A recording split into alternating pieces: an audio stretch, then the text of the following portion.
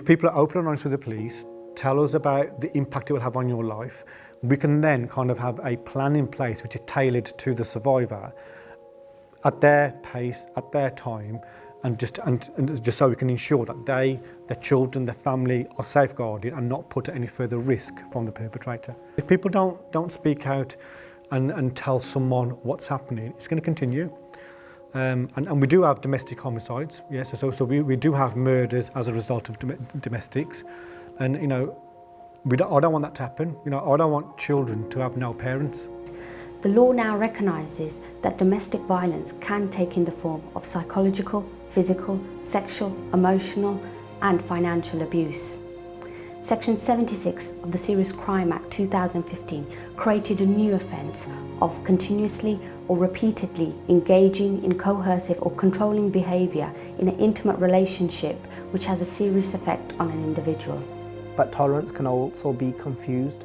And what people end up thinking is that I've got to then tolerate everything, and whatever comes my way, I've just got to take that. And in the same breath, and then that's where the whole confusion comes of nimrata as well, that it's okay, doesn't matter what they're saying to me, doesn't matter how they're treating me, and whether it be abuse, whether it be mental abuse, whether it be actual physical abuse, and they think, well, I've got to kind of remain humble, I've got to remain low, but that's not what it means to remain low. So Maharaji at no place in Gurbani have given that way to say that it's okay to be abused, or it's okay to be, whether it be mentally or physically. Particularly important when people are experiencing abuse, because when you're in the process of experiencing abuse, your self-image is distorted.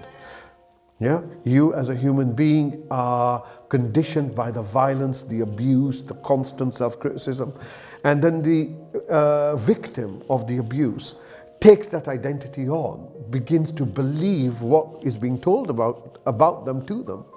And that creates like a self-criticism, self-judgment, guilt, a way of looking at themselves at fault and not the situation. We can look at this in 3 stages. Safety and care as the first stage. The second stage is healing and recovery. And that takes place, it's like a grieving process. Because once we've taken the person out of that domestically difficult situation, the problem isn't solved. That's just one problem is solved, the cause of one problem is solved. But the damage that it's done takes time.